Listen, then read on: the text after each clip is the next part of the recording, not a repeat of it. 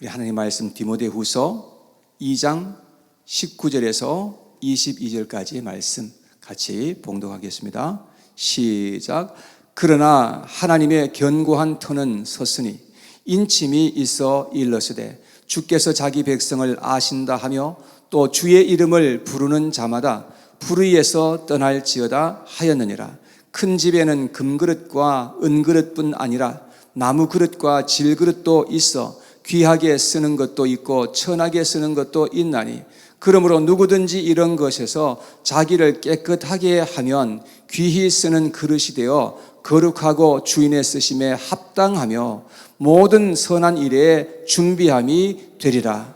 또한 너는 청년의 정욕을 피하여 주를 깨끗한 마음으로 부르는 자들과 함께 의와 믿음과 사랑과 화평을 따르라. 아멘. 자리에 앉겠습니다.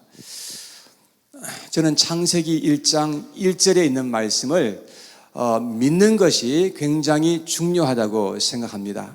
혹시 창세기 1장 1절 여러분 지금 한번 속으로라도 한번 암송해 보십시오. 혹시 암송하실 수 있나?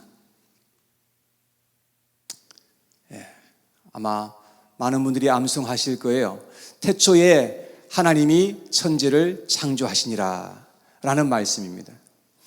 여러분, 이 말씀이 정말로 우리의 마음속에 믿어진다고 한다면 우리는 성경도 믿을 수 있을 거고 우리가 하나님을 믿는 신앙인으로서 이 세상을 살아갈 수가 있게 될 것입니다.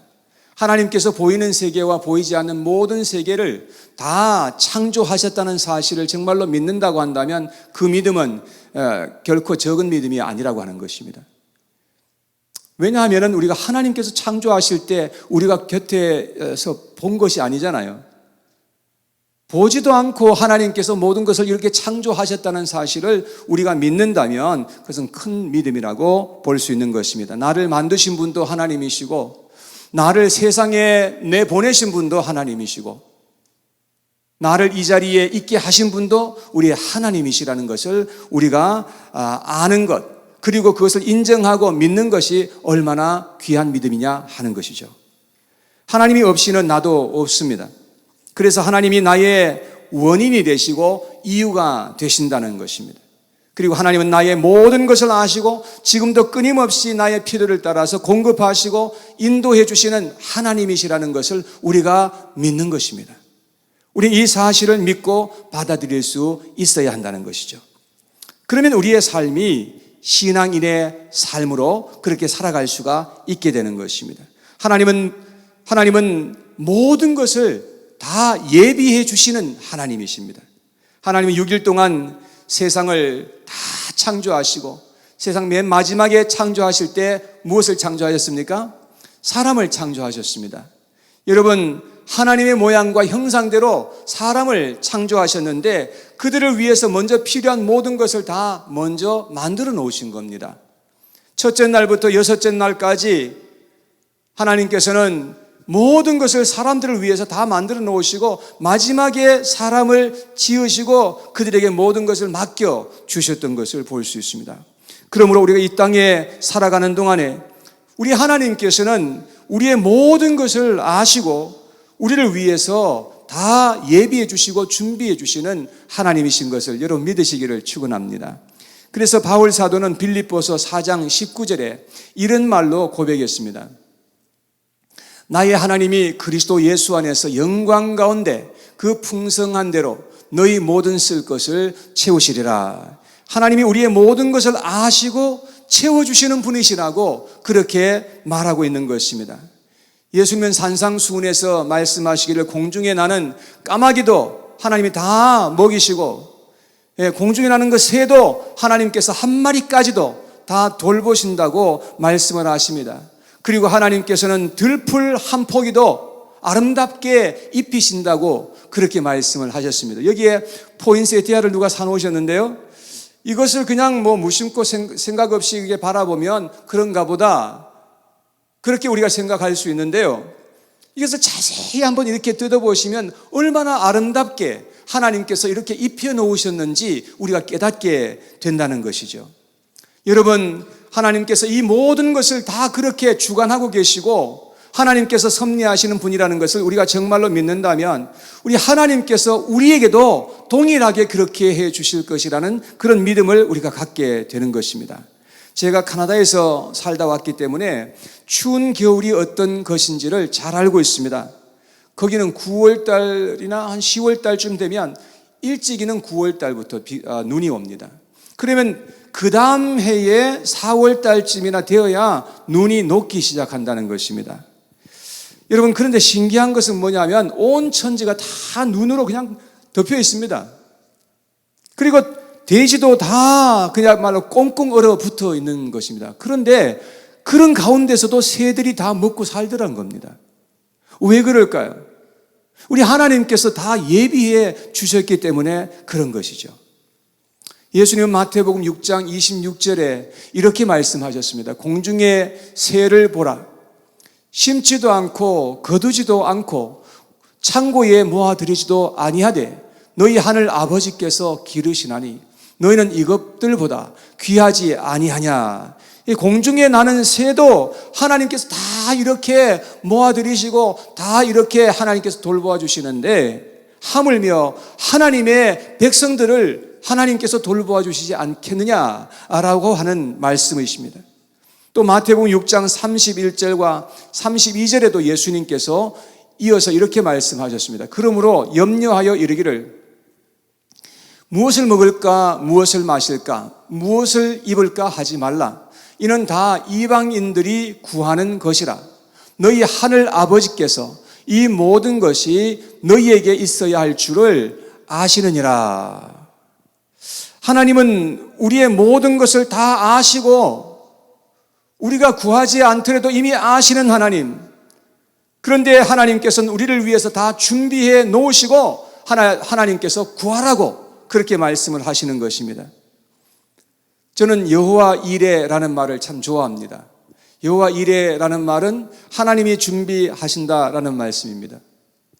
여러분, 하나님은 믿음의 사람 아브라함에게 자기의 독자라는 말은 아들 하나입니다. 하나밖에 없는 그 아들을 이제 모리아산으로 가서 번제로 나에게 바쳐라 하고 말씀을 하십니다. 근데 놀랍게도 아브라함은 지체하지 않고 그 다음날 이른 새벽부터 일어나서 3일 길을 걸어서 모리아산까지 도착합니다. 모리아산에 도착했을 때에 그 산 아래에 종들을 머물러 두게 하고 이삭에게 번제에 바치게 될 나무를 짊어지게 하는 것입니다. 그리고 산으로 올라가는 것이죠. 그런데 이삭이 아버지께 묻습니다. 아버지, 번제에 쓸 나무도 있고 불도 다 가지고 가는데 번제에 드릴 양이 어디에 있습니까? 그럴 때에 아브라함은 아주 짧게 한마디 합니다. 여호와 이레. 여호와께서 준비하시겠지 라는 그런 말로 대답하였습니다. 아브라함과 이삭이 모리아산 꼭대기에 올라가서 그곳에서 번제단을 쌓고 나무를 그 위에 올려놓았습니다. 근데 갑자기 아브라함이 자기 아들 이삭을 꽁꽁 묶는 것입니다. 그리고 그 아들을 번제단 위에 올려놓는 거예요. 그리고 칼을 빼서 그 아들을 찔러서 이제 죽이려고 하는 그 순간에 하나님이 다급하게 찾아오셔서 아브라함아, 아브라함아 라고 그를 막아 세우십니다. 그에게 손을 대지 말라. 하나님께서 그렇게 말씀을 하십니다. 근데 그 순간에 양의 소리가 어디서 들려옵니다. 매매하면서 양의 소리가 들려오는 겁니다. 그래서 그 소리가 나는 곳에 가보니까 양이 가시덤불에 걸려서 버둥거리고 있는 그런 모습을 보게 된 것입니다. 아까는 보지 못했습니다. 아까는 소리도 안 들렸습니다. 그런데 그 순간에 그 양을 그렇게 잡아서 하나님 앞에 번제로 올려드릴 수가 있었던 것입니다. 우리 하나님께서 예비하여 주신 것이었습니다. 우리 하나님이 놀랍게 이렇게 인도하신 이야기가 창세기서에 기록이 되어 있습니다. 그런데 이것보다 더 몇십 배, 몇백 배 더 놀라운 그런 이야기가 성경에 기록되어 있습니다. 아브라함이 살았던 때로부터 시작해서 약 한 2000년이 지난 어느 날 하나님께서 하나님의 독생자 그 아들을 세상에 보내주셨다는 것입니다. 그분이 바로 예수 그리스도이신데 침례 요한이 그가 오는 것을 보고서 그는 요한복음 1장 29절에 이렇게 고백합니다. 이튿날 요한이 예수께서 자기에게 나오심을 보고 이르되 보라 세상 죄를 지고 가는 하나님의 어린 양이로다. 예수 그리스도는 세상의 죄를 짊어지고 가는 하나님의 어린 양으로 오셨다는 것입니다. 무슨 말입니까? 예수 그리스도는 하나님께 번제로 살라 드려지기 위해서 오신 분이라는 의미인 것입니다. 예수님은 하나님이 약 4,000년 동안 예비하셨다가 이 세상에 보내주신 세상의 유일한 구원자로 오셨다는 것입니다. 그리고 예수님은 하늘과 땅을 연결해 주실 수 있는 유일한 중보자로 오셨다는 그런 의미인 것입니다. 나다나엘은 요한복음 1장 49절에서 예수님을 보고 이렇게 고백했습니다. 당신은 하나님의 아들이시요 당신은 이스라엘의 임금 1호소이다. 그 말을 들었던 예수님께서는 요한복음 1장 50절과 51절에 이렇게 말씀하셨습니다. 예수께서 대답하여 이르시되 내가 너를 무화과 나무 아래에서 보았다 함으로 믿느냐? 이보다 더 큰 일을 보리라. 또 이르시되 진실로 진실로 너희에게 이르노니 하늘이 열리고 하나님의 사자들이 인자 위에 오르락 내리락 하는 것을 보리라 하시니라. 예수님은 지금 야곱의 꿈 이야기를 하고 있는 것이죠. 그러면서 하시는 말씀이 자신이 바로 하늘과 땅을 연결해 주는 그 사다리라고 그렇게 지금 말씀하시는 것이지 않습니까? 여러분, 예수님을 통해서 우리는 유일하게 예수님을 통해서만 하나님께로 나아갈 수 있는 것이고 예수님을 통해서만 하나님의 은혜를 우리가 덧입을 수가 있게 된다는 말입니다. 오직 예수님을 통해서만 이 일은 가능한 일이라는 것입니다. 요한복음 14장 6절에 예수님께서 이렇게 말씀하셨습니다. 같이 한번 읽어보겠습니다. 시작. 예수께서 이르시되 내가 곧 길이요 진리요 생명이니 나로 말미암지 않고는 아버지께로 올 자가 없느니라. 예수님께서는 하나님이 예비하신 참 구원자이시고 중보자이신 것을 예수님께서 말씀하시는 것입니다. 예수님을 통하지 아니하면 절대로 그 어떤 방법으로도 우리는 하나님께 나아갈 수 있는 길이 없다는 것입니다. 우리는 오직 예수 그리스도를 통해서 죄에서부터 우리가 노연함을 받고 구원을 받을 수 있고 하나님의 백성이 될 수 있는 길을 예수님께서 열어놓으셨다는 것입니다. 그리고 우리가 천국에 들어갈 수 있는 자격을 얻는 것도 오직 예수님을 통해서 가능한 줄로 믿으시기 바랍니다. 하나님은 예수님을 통해서 우리의 구원을 준비하시고 예수님을 통해서 천국도 우리를 위해서 예비하신다고 그렇게 말씀을 합니다. 예수님께서 요한복음 14장 1절에서 3절에 이렇게 말씀하셨습니다. 너희는 마음에 근심하지 말라. 하나님을 믿으니 또 나를 믿으라. 내 아버지 집에 거할 곳이 많도다. 그렇지 않으면 너희에게 일렀으리라. 내가 너희를 위하여 거처를 예비하러 가노니 가서 너희를 위하여 거처를 예비하면 내가 다시 와서 너희를 내게로 영접하여 나 있는 곳에 너희도 있게 하리라. 하나님은 우리를 영원한 천국에 들어가도록 하기 위해서 지금도 우리 가운데 오셔서 우리 한 사람 한 사람을 인도해 주시고 우리를 위해서 모든 것을 준비해 주시는 그런 하나님이신 것임을 우리가 알 수가 있습니다. 다음 주일은 크리스마스 주일입니다. 우리의 구원을 위해서 예수 그리스도를 준비해 주시고 이 세상에 보내주신 그 하나님을 우리가 기억하면서 함께 그 하나님을 기리며 예배하게 될 것입니다. 교회에 오실 때에 하나님 앞에 드릴 그러한 귀한 예물을 준비하여 오는 것이 어떨까요? 주님께 드릴 합당한 예물을 미리 준비하는 것은 참 아름답고 귀한 것이라고 할 수 있는 것입니다. 그런데 우리는 오늘 본문 말씀을 통해서 한 가지 꼭 기억해야 할 것이 있다는 것을 저는 말씀을 드리고 싶습니다. 그것은 뭐냐 하면 하나님께서 우리를 준비하시고 싶어 하신다는 것입니다.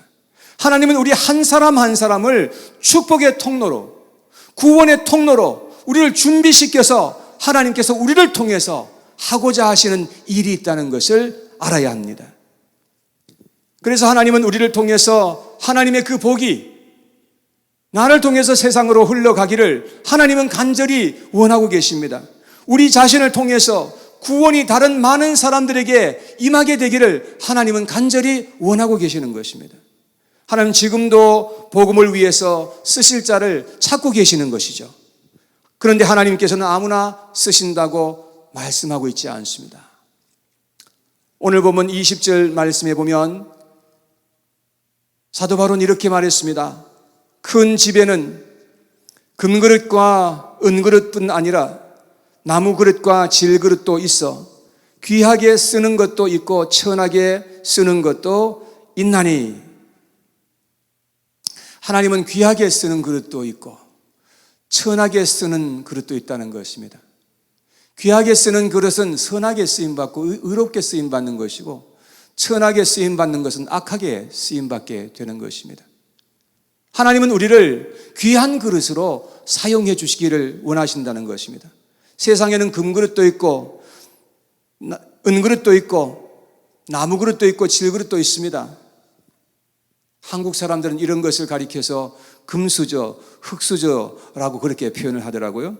어떤 사람은 태어날 때부터 귀족으로 태어나고 왕궁에서 태어나고 돈 많은 부잣집에서 태어나는 그런 사람도 있습니다. 그런데 어떤 사람들은 태어날 때부터 가난하게 태어나고 거지의 아들로 태어나는 그런 사람들도 세상엔 있지 않습니까? 어떤 거지와 아들이 다리 밑에서 이 얻어온 밥을 이제 먹는데 보니까 그 강 건너편에 어떤 집에 큰 불이 났어요. 불이 나서 뭐 난리가 났습니다.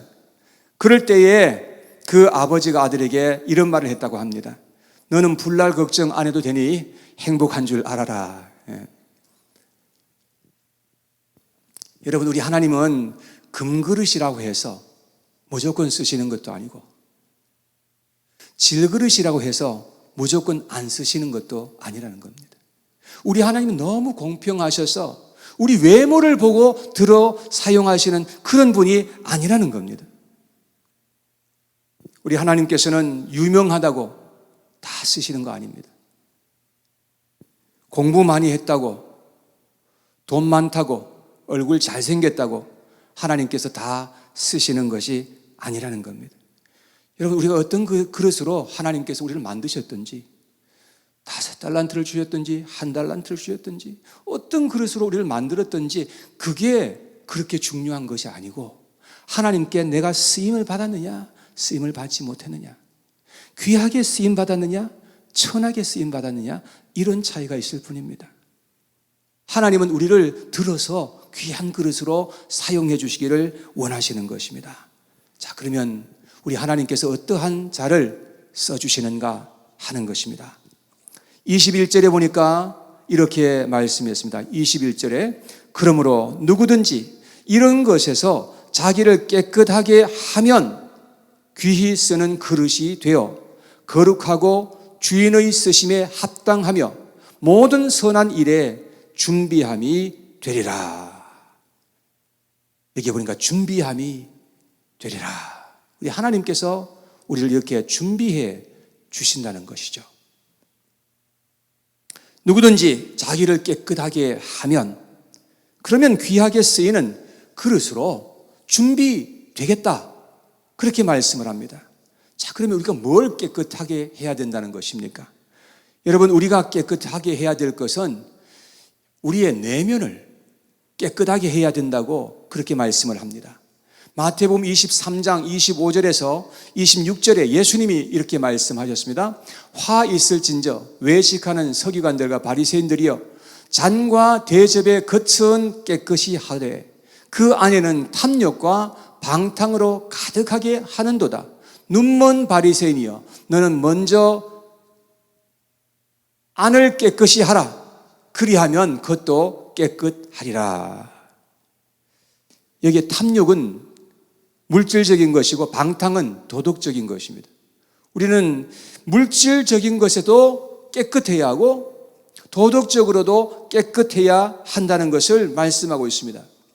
우리에게 물질이 있다고 해서 내 마음대로 그것을 다 사용하면 절대 우리는 깨끗하게 살 수가 없습니다. 또 도덕적으로 우리가 깨끗하게 살지 못한다고 한다면 하나님께서 절대로 쓰시지 않는다는 것입니다. 그래서 우리는 먼저 나의 내면을 깨끗하게 해야 된다는 것을 성경은 계속해서 우리에게 말씀해 주고 있습니다. 요한일서 3장 3절에 보니까 이렇게 기록합니다.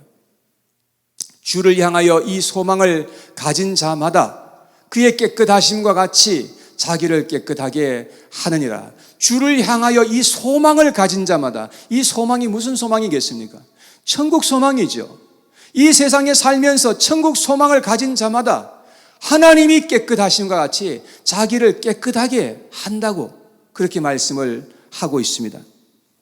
교회 안에서도 항상 두 부류의 사람으로 나눌 수 있을 것입니다. 어떤 사람은 자신을 방임하고 계속해서 죄 가운데 머물러 있으면서 거기에서 살아가는 사람들이 있을 수 있고, 또 어떤 사람은 자기 자신을 깨끗게 하고 경건한 삶을 살기 위해서 전심을 다해서 계속해서 하나님을 찾고 구하고 하나님 앞에 기도하는 그런 사람들도 있을 수 있겠죠. 사랑하는 여러분, 여러분들은 어떠한 쪽에서 지금 살아가고 계시는지 한번 생각해 볼 수 있기를 바랍니다. 다니엘서 12장 10절에 보니까 이렇게 말씀했습니다. 많은 사람이 연단을 받아 스스로 정결하게 하며 희게 할 것이나 악한 사람은 악을 행하리니 악한 자는 아무것도 깨닫지 못하되 오직 지혜 있는 자는 깨달으리라. 여기에도 두 부류의 사람이 나옵니다. 이게 많은 사람이 연단을 받아, 연단이란 말은 환난을 당하고 고통을 당하는 그런 것을 말합니다. 연단을 받아서 스스로 정결하게 하며 희게 할 것이나, 그렇습니다. 사람들은요, 이 고난 속에서 자기가 정화되는 것입니다. 많은 환난을 거쳐가면서 그 환난 속에서 인내하고 믿음으로 견디고 나갈 때에, 그럴 때 하나님께서 우리를, 내면의 사람을 강건하게 하시고 우리를 새롭게 해주시는 그런 은혜가 임하게 된다는 것입니다. 그런데 여기 보니까 악한 사람은 악을 계속해서 행하면서 살아가는 것입니다. 우리가 사는 이 세상은 너무나 타락하고 죄악된 세상이라서 이제는 죄가 무엇인지 선이 무엇인지 잘 구분이 안 되는 그러한 경우도 참 많이 있는 것을 우리가 보게 되는 것입니다.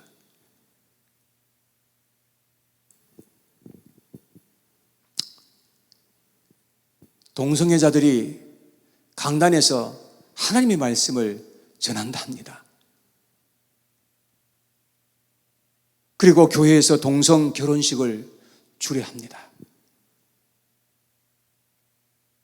우리가 이런 세상에 지금 살아가고 있는데 우리는 무엇보다도 진리의 말씀과 거짓 없는 사랑으로 우리의 자신을 지켜갈 수 있도록 해야 된다는 것을 우리는 깨닫게 되는 것입니다. 이것이 바로 하나님께서 우리에게 불러주신 최고의 사명이며 목표가 되도록 해야 된다는 것입니다. 이것보다 더 중요하고 우선적인 사명은 우리에게 아예 없는 것입니다. 그래서 바울은 디모데에게 권면하기를 하나님께 귀히 쓰임받는 그릇이 되어라고 그렇게 말씀한 것입니다. 디모데가 벌써 얼마나 훌륭한 믿음의 사역자입니까? 그런데도 불구하고 사도 바울은 그를 권면하면서 하나님께 귀하게 쓰임받는 그릇이 되라고 그렇게 권면하고 있는 것입니다. 우리가 그렇게 하기 위해서는 오늘 보면 2장 22절에 두 가지를 우리에게 말씀해 주고 있습니다. 22절 말씀입니다. 또한 너는 청년의 정욕을 피하고 주를 깨끗한 마음으로 부르는 자들과 함께 의와 믿음과 사랑과 화평을 따르라. 첫째는 청년의 정욕을 피하라고 말씀을 했습니다. 둘째는 주를 깨끗한 마음으로 부르는 자들, 그 성도들과 함께 의와 믿음과 사랑과 화평을 따르라고 그렇게 말씀했습니다. 우리가 먼저 해야 되는 것이 청년의 정욕을 피하는 것입니다. 우리가 자신의 정욕과 탐욕을 추구하면서 살아가게 되면 절대로 우리는 바르게 살 수 없고 큰 후회를 하게 되어 있습니다. 그래서 우리는 이런 것이 얼마나 하나님 앞에서 죄된 것임을 깨닫고 하나님 앞에서 회개하고 용서를 구하고 거기에서부터 돌이키도록 해야 된다는 것이죠. 그런 다음에 우리는 하나님 앞에서 의와 믿음과 화평을 따라서 살아갈 수가 있게 된다는 것입니다. 이러한 경건한 삶을 살기 위해서는 고난과 핍박까지도 우리가 각오를 하고 신앙을 지켜나갈 수 있도록 해야 된다는 것입니다. 그리고 하나님의 말씀 안에서 끊임없이 자기 자신을 훈련하고 연단해 나갈 수 있도록 해야만 된다는 것입니다. 그 과정이 굉장히 힘든 고난의 과정이라는 것입니다. 그래야 우리가 무엇을 위해서, 하나님을 위해서 쓰임받는 준비되는 그릇으로 우리가 드러날 수 있기 때문에 그런 것입니다. 디모데후서 3장 16절에서 17절 말씀에 3장 16절 17절 말씀을 보면은 모든 성경은 하나님의 감동으로 된 것으로 교훈과 책망과 바르게 함과 의로 교육하기에 유익하니 이는 하나님의 사람으로 온전하게 하며 모든 선한 일을 행할 능력을 갖추게 하려 함이라. 우리가 하나님 앞에 선한 일에 쓰임받기 위해서는 하나님의 말씀과 기도로 우리가 계속해서 단련받고 훈련하는 그러한 삶을 살아야 된다는 것이죠. 그래야 우리가 깨끗하게 될 수가 있다는 것이죠. 그래서 우리는 더욱더 온전한 그릇이 되도록 그렇게 해야 된다는 것입니다. 그래야 우리 하나님께서 우리를 쓰실 수 있고 우리를 써야 할 때 그 자리에서 하나님께서 우리를 사용하실 수 있게 되는 것이죠. 좋으신 하나님은 우리를 위해서 모든 좋은 것을 준비하시고 우리에게 풍성하게 주시기를 간절히 원하시는 하나님이십니다. 우리를 위해서 우리의 구원자 예수 그리스도를 우리를 위해서 준비해 주신 그 하나님께서 무엇을 우리를 위해서 아끼실 것이 있겠습니까? 하나님은 우리의 장래를 위해서 모든 것을 다 준비해 놓으신 것을 믿으시기를 바랍니다. 천국까지도 하나님께서는 다 준비해 놓고 계시는 것입니다. 그리고 하나님은 우리를 하나님이 쓰시는 도구로 준비해 나가시는 그런 하나님이십니다. 그래서 우리를 하나님 나라 일에 동참시켜 주시기를 원하시는 것이죠. 그래서 우리는 선한 싸움을 위해서 경건의 삶을 계속해서 살아가면서 훈련해야 될 것을 그렇게 강하게 도전해 주고 있는 것입니다. 준비성이 없는 사람은 준비성이 있는 사람보다는 성숙하지 못한 사람이겠죠. 준비하지 않고 태만하게 우리가 살아가다가 갑자기 어떤 일을 크게 당하면 큰 낭패를 당하게 되지 않겠습니까? 우리는 하나님 앞에서 쓰임받기 위해서 준비하며 끊임없이 우리가 도전하며 그렇게 살아가야 한다는 것입니다. 전도하는 것도 아무나 할 수 있는 것이 아닙니다. 전도를 위해서 정말로 준비한 사람은 전도해야 될 때 쓰임받게 되겠죠. 준비하지 못하는 사람은 쓰임받고 싶어도 절대로 쓰임받을 수가 없어요. 월드컵이 아마 오늘 끝나는 걸로 알고 있는데요. 이번에 한국은 16강까지 올라갔다가 그만 브라질에 패하는 바람에 8강까지 올라가지를 못했습니다. 여러분, 한국에 축구 잘하는 사람이 얼마나 많게요? 그 많은 사람들 중에서 딱 월드컵을 위해서 쓰임받은 사람들은 24명. 그 24명 중에서도 11사람만이 그라운드에 가서 뛸 수 있도록 그렇게 부름을 받은 것입니다. 여러분, 이 사람들은 정말로 준비되었기 때문에 그렇게 쓰임을 받았다고 우리가 볼 수 있는 것이죠. 이렇게 쓰임 받는다는 것이 얼마나 영광이고 큰 특권입니까? 그렇다면 우리가 하나님 나라를 위해서 우리가 부름을 받고 하나님 앞에 쓰임 받는다고 한다면 이게 얼마나 큰 영광이고 축복이고 특권이겠습니까?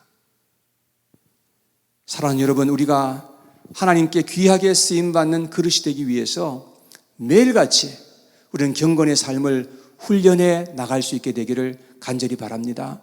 그래서 하나님께 선한 일을 위해서 멋지게 쓰임 받으시고 영원한 천국에서 하나님의 영광을 누리시는 저와 모든 분들이 되시기를 주님의 이름으로 축복합니다.